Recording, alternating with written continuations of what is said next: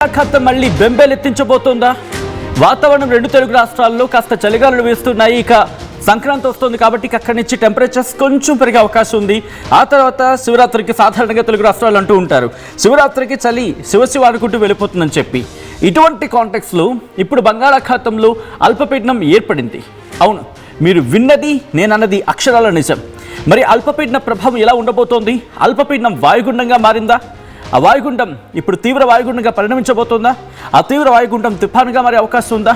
ఉంటే ఎంత అవకాశాలు ఉన్నాయి? భారత వాతావరణ శాఖ ఏముంటోంది? ఎటువంటి పరిస్థితులు బంగాళాఖాతాలు ఉన్నాయి? దానికి సంబంధించిన వెదర్ అప్డేట్తో మీ ముందుకు వచ్చేస్తుంది RTV. Here it is on the screens of RTV weather బ్రేకింగ్కి సంబంధించి. బంగాళాఖాతంలో వాయుగుండం, ఇన్ఫాక్ట్ బంగాళాఖాతంలో అల్పపీడనం ఏర్పడింది. ఆ అల్పపీడనం కాస్త వాయుగుండంగా బలపడింది. ఇప్పుడు ఆ వాయుగుండం తీవ్ర వాయుగుండంగా పరిణమించబోతుంది అనేది మనకు అందుతున్న సమాచారం. భారత వాతావరణ శాఖ కూడా ఇటువంటి అంచనాలని అక్కడ అక్కడ అంచనా వేయడం జరుగుతోంది. ఈరోజు తీవ్ర వాయుగుండంగా మారే అవకాశం ఉందని చెప్పి భారత వాతావరణ శాఖ అంచనా వేయడం జరుగుతోంది. 24 గంటల్లో పశ్చిమ వాయువ్య దిశగా కదిలే సూచన ఉంది అంటూ కూడా భారత వాతావరణ శాఖ అంచనా వేయడం జరుగుతోంది.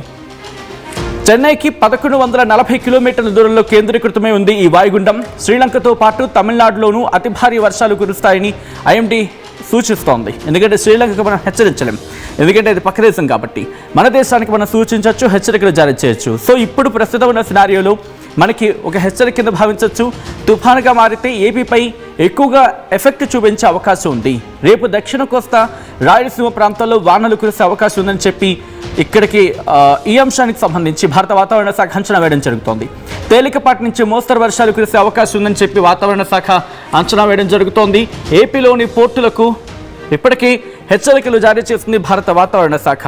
రెండు తెలుగు రాష్ట్రాల్లో కూడా ఇటు చలి తీవ్రత పెరిగిపోతోంది. దాంతోపాటు గత కొద్ది రోజులతో చూసుకుంటే, 2-3 రోజులతో పోల్చుకుంటే ఈ మధ్య అంటే ఆ మొన్న 2-3 రోజుల ముందు చూసుకున్న క్రమంలో 2 రోజుల నుంచి చలి తీవ్రత పెరుగుతూనే ఉంది. ఇప్పుడు భారత వాతావరణ శాఖ చెబుతున్న లెక్కల ప్రకారం చూసుకుంటే కనుక ఇటు ఇంకొక వర్ష ప్రమాదం, ఇంకా చెప్పాలంటే తుఫాను ప్రమాదం పొంచి ఉందా? ఒక్కసారి దీనికి సంబంధించి డీటెయిల్గా మ్యాప్లో నేను మీకు ఎక్స్ప్లెయిన్ చేసే ప్రయత్నం చేస్తాను. ఒకసారి మీరు చూడొచ్చు, ఇది భారతదేశానికి సంబంధించి మ్యాప్. ఇక్కడ మీరు చూడొచ్చు, మ్యాప్కి సంబంధించి చూపించే ప్రయత్నం చేస్తాను. ఇక్కడ ఇదిగోండి. సో ప్రస్తుతం మీరు చూస్తున్నారు కదా, బంగాళాఖాతంలో ఎటువంటి సినారియో ఉంది అనేది. ఇటు కోస్టల్ ప్రాంతానికి సంబంధించి మాట్లాడుకున్న క్రమంలో అంటే పశ్చిమ వాయువ్య దిశగా, ఇది పశ్చిమం, అలాగే వాయువ్యం అంటే పశ్చిమ వాయు దిశగా కదులుతోంది అనేది వినిపిస్తున్నమాట. సో నేను ఇటు చూపించే ప్రయత్నం చేస్తాను, సో దట్ మీకు ఇంకా క్లియర్గా ఉంటుంది. పశ్చిమ వాయు దిశగా అంటే ఇటువైపు ఇలా మూవ్ ఆన్ అయ్యే అవకాశం ఉంది, ఇటువైపు కదిలే అవకాశం ఉంది అనేది మనకు అర్థమవుతోంది ఇటు విండి సాయంత్రం చూసినప్పుడు. సో ఇక్కడి నుంచి నేను ఒకసారి మన భారత వాతావరణ శాఖ మ్యాప్ని చూపించే ప్రయత్నం చేస్తాను, సో దట్ మనకి క్లియర్ ఐడియా వచ్చే అవకాశం ఉంటుంది. ఇదిగోండి, భారత వాతావరణ శాఖ చెబుతున్న మాట ఇది. ఈ మ్యాప్ని మీరు చూసే ప్రయత్నం చేస్తే కనుక ఇగో ఇక్కడ మనకి క్లియర్గా ఉంది, చూడొచ్చు. ఇప్పటికీ దీని ప్రభావం శ్రీలంక మీద మనకు కనిపిస్తోంది. ఆ ప్రభావాన్ని మీరు కూడా పరిశీలించవచ్చు. శ్రీలంక మీద ఇప్పటికే దీని ప్రభావం ఉంది. కాస్త నేను పైకి చూపించే ప్రయత్నం చేస్తాను. ఇదిగోండి, మీరు గమనిస్తే కనుక శ్రీలంక మీద ఇప్పటికే దీని ప్రభావం మనకు కనిపిస్తోంది. దాంతోపాటు ఇటు తమిళనాడు మీద కూడా దీని ప్రభావం ఇది మీరు చూడొచ్చు. చెన్నైతో పాటు ఇటు మరికొన్ని ప్రాంతాలకు సంబంధించి ఇటు కేరళ మీద కాస్త మనకి ప్రభావం కనిపిస్తోంది. దాంతోపాటు ఇటు రాయలసీమలోని కొన్ని ప్రాంతాలకు ఇప్పటికి దీని ప్రభావం మనకి కాస్త కొంచెంగా ఇది మీరు చూడొచ్చు. ఇదిగోండి, రాయలసీమలోని కొన్ని ప్రాంతాల్లో కడప, కర్నూలు, అనంతపురం, అలాగే చిత్తూరు, ఈ ప్రాంతాల మీద దీని ప్రభావం మనకి కాస్త కనిపిస్తోంది ఇక్కడ. సో ఇక్కడి నుంచి భారత వాతావరణ శాఖ ఇచ్చిన ఇంకొక ఇమేజ్ని కూడా నేను మీకు చూపించే ప్రయత్నం చేస్తాను. భారత వాతావరణ శాఖ అంచనాల ప్రకారం ఇదిగోండి, ఈ మ్యాప్ని మీరు గమనించవచ్చు. ఈ మ్యాప్ని మీరు గమనిస్తే కనుక ఇదిగో ఇక్కడ, సో ఇక్కడ మీరు గమనిస్తే కనుక పూర్తిగా శ్రీలంక మీద దీని ఇంపాక్ట్ అనేది మనకి క్లియర్ కట్గా ఇక్కడ అర్థమవుతోంది. పూర్తి స్థాయిలో శ్రీలంక మీద దీని ప్రభావం అనేది మనకి అర్థమవుతోంది. ఇక శ్రీలంక నుంచి చూసుకుంటే అక్కడి నుంచి కాస్త మనకి రెండు తెలుగు రాష్ట్రాల గురించి మాట్లాడుకునే సందర్భంలో ఓకే ఇదిగోండి, ఇటు తమిళనాడు మీద కూడా మనకి ప్రభావం ఉంది. తమిళనాడుతో పాటు కేరళ మీద కాస్త కొంచెం ఇటు కేరళ మీద ఇంపాక్ట్ మనకి కనిపిస్తుంది. బట్ మేజర్గా తమిళనాడు మీద దీని ప్రభావం ఉంది. తమిళనాడు నుంచి ఆంధ్రప్రదేశ్ మీద కూడా దీని ప్రభావం మనకి కనిపిస్తుంది. సో తమిళనాడుతో పాటు ఇటు ఆంధ్రప్రదేశ్ మీద కూడా దీని ప్రభావం ఉంది అనేది మనకి క్లియర్ కట్గా ఇక్కడ అర్థమవుతున్న మాట. సో ఇక్కడి నుంచి మనం ఇన్ఫాక్ట్ రిపోర్ట్ పరంగా చూసే ప్రయత్నం చేద్దాం. భారత వాతావరణ శాఖ ఇచ్చిన రిపోర్ట్ని నేను మీకు చూపించే ప్రయత్నం చేశాను. ఎందుకంటే ఇది కొద్దిసేపటి క్రితం భారత వాతావరణ శాఖ ఇచ్చిన రిపోర్ట్ ఇదిగోండి 7వ తారీఖు అంటూ కూడా ఇన్ఫ్యాక్ట్ నిన్న ఇచ్చిన రిపోర్ట్ ఇది. సో ఈ రిపోర్ట్ ప్రకారం మీరు గమనిస్తే కనుక depression over south east Bay of Bengal and joining east equatorial Indian Ocean అంటూ కూడా చెప్పుకొచ్చిన సందర్భం. అంటే depression south east Bay of Bengal, south ఈస్ట్కి సంబంధించి మాట్లాడుకున్న సందర్భం. అంటే బంగాళాఖాతంలో ఏర్పడిన అల్పపీడనం కాస్త వాయుగుండంగా మారింది. వాయుగుండం కాస్త ఇప్పుడు తీవ్ర వాయుగుండంగా బలపడిన సందర్భం. సో దానికి సంబంధించి ఇక్కడ డీటెయిల్ ఇన్ఫర్మేషన్ రాసుకొచ్చిన సందర్భం ఇప్పటికీ ఆ ప్రభావం మనకి కనిపిస్తోంది. సో ఇక్కడ మీరు చూస్తే ఇక్కడ ఎక్కడ ఉందనేది మీరు ఇక్కడ గమనించవచ్చు. ఎస్టర్డే అంటూ చెప్పుకొచ్చిన సందర్భం. ఓకే, ఇదిగోండి yesterday's well marked low pressure area over south east Bay of Bengal and joining east equatorial Indian Ocean concentrated into a depression at 8:30 hours Indian Standard Time. ఇది 7వ తారీఖు కాబట్టి నిన్న, ఇప్పటికి ఇంకా అప్డేట్ కావాలి ఇది. అండ్ 7th January 2026 లే centred over the same region అంటూ కూడా ఎక్కడుంది 790 కిలోమీటర్లు. ఓకే, ఫస్ట్ ఇక్కడ నుంచి చూసే ప్రయత్నం చేద్దాం. 740 కిలోమీటర్లు ఎక్కడికి? శ్రీలంకకు సంబంధించి. శ్రీలంకకు 740 కిలోమీటర్ల దూరంలో ఉంది. అలాగే అదే శ్రీలంక గురించి మాట్లాడుకున్న సందర్భంలో ఓకే డిఫరెంట్ ప్రదేశాలు ఇక్కడ శ్రీలంక. ఇటు మన తెలుగు రాష్ట్రాల గురించి మాట్లాడుకునే ప్రయత్నం చేద్దాం. అట్ ద సేమ్ టైం మన ఇండియా గురించి ఇటు తమిళనాడుకి ఏకంగా 1550 కిలోమీటర్ల దూరంలో, అలాగే ఇంకొన్ని ప్రాంతాలకి 1270 కిలోమీటర్ల దూరంలో ఉంది. ఇది ఇంటెన్సిఫై అవకాశం ఉంది. ఇది డీప్ డిప్రెషన్గా అంటే తీవ్ర వాయుగుండంగా పరిణమించబోతుంది. అఫ్ కోర్స్ ఇప్పుడు ఆ పరిణామ క్రమంలో ఉందని భావించాలి. అట్ ద సేమ్ టైం ఆ తర్వాత 48 గంటలు it is very likely to move west north words అంటే పశ్చిమ వాయు దిశగా ఇది కదిలే అవకాశం ఉందని చెప్పి అంచనా వేయడం జరుగుతోంది రాబోయే 48 గంటల్లో.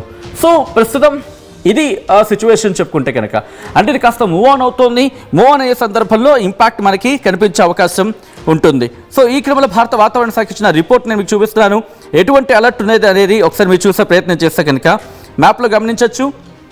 ఆ మ్యాప్స్ని నేను మీకు చూపించే ప్రయత్నం చేస్తాను. ప్రస్తుతం ఇది 7వ తారీఖుకి సంబంధించి 7వ తారీఖు అంటే నిన్న కాబట్టి నేను పక్కన పెట్టేస్తున్నాను దాన్ని. 8వ తారీఖుని మీరు చూస్తే ప్రస్తుతానికి గ్రీన్ అలర్ట్ ఉంది. 2 తెలుగు రాష్ట్రాలకి గ్రీన్ అలర్ట్ ఇచ్చింది భారత వాతావరణ శాఖ. ఆ తర్వాత రేపటి విషయానికి వస్తే ఆ తర్వాత 10వ తారీఖుని మీరు గమనిస్తే కనుక ఆరెంజ్ అలర్ట్ జారీ చేస్తుంది భారత వాతావరణ శాఖ తమిళనాడుకి. మీరు గమనించవచ్చు వర్షాలకు సంబంధించి ఆరెంజ్ అలర్ట్ జారీ చేస్తుంది.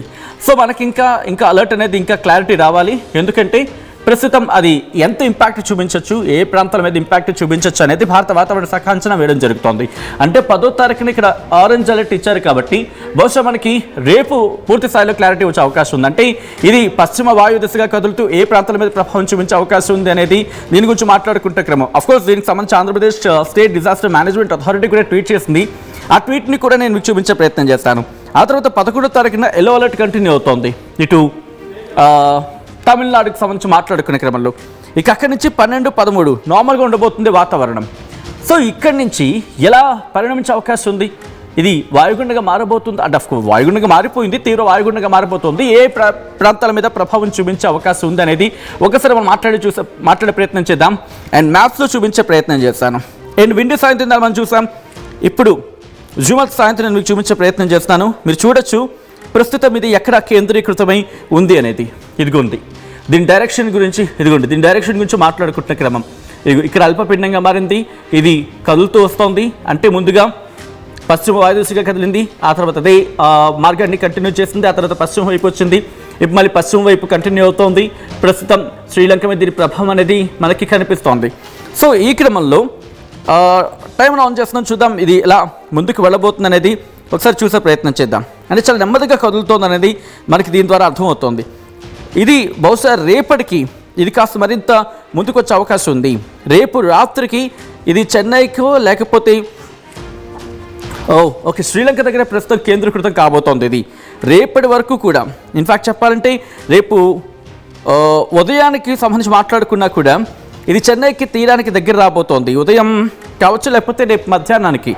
ఇదిగోండి ఇక్కడ జస్ట్ పాజ్ చేస్తున్నాను.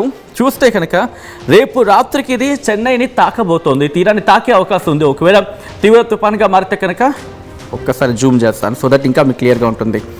చెన్నైని తీరాన్ని తాకబోతోంది.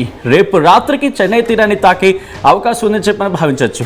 ఒకసారి ఇదిగో మీరు గమనిస్తే కనుక ఇదిగోండి, ఇది రేపు రాత్రికి చెన్నై తీరాన్ని తాకే అవకాశం ఉంది.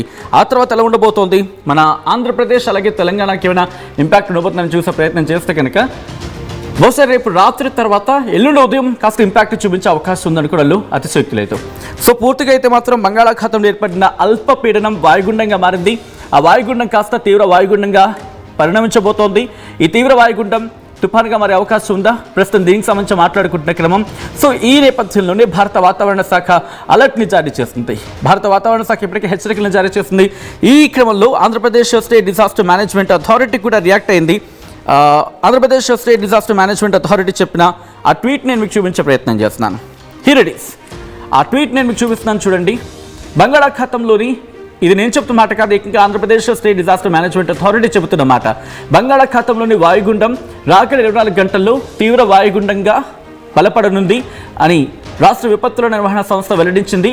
దీని ప్రభావంతో నెల్లూరు, అన్నమయ్య, చిత్తూరు, తిరుపతి జిల్లాల్లో శని, ఆదివారాల్లో తేలికపాటి నుంచి మోస్తరు వర్షాలు కురిసే అవకాశం ఉందని చెప్పి పేర్కొంది అంటూ కూడా Andhra Pradesh state disaster management authority చెబుతోంది. అంటే ఇది సాధారణంగా లేకపోతే దాదాపుగా నెల్లూరు, అన్నమయ్య, చిత్తూరు, తిరుపతి ఈ జిల్లాల మీద ప్రభావం చూపించే అవకాశం ఉంది అనేది మనకి క్లియర్ కట్గా అర్థమవుతుంది. సో ఈ క్రమంలో మీ ప్రాంతాల్లో ఎటువంటి వాతావరణం ఉంది అనేది కమెంట్ చేసే ప్రయత్నించండి. మొత్తంగా అయితే మాత్రం భారత వాతావరణ శాఖ అంచనాలు మనం చూడడం జరిగింది. పూర్తిగా రాబోయే 2 రోజులు కూడా కాస్త జాగ్రత్తగా ఉండాల్సిన అవసరం కనిపిస్తుంది. అఫ్కోర్స్ మరోపక్క సంక్రాంతి పండుగ కూడా ఉంది కాబట్టి దీని ప్రభావం ఏ మేరకు ఉండబోతుంది, ఏ ప్రాంతాల మీద ఉండబోతుంది, ఎంత స్థాయిలో ఉండే అవకాశం ఉంది, భారత వాతావరణ శాఖ ఏం చెబుతుంది అనేది ఎప్పటికప్పుడు ఆ రిపోర్ట్ని ముందుంచే ప్రయత్నం చేస్తుంది. RTV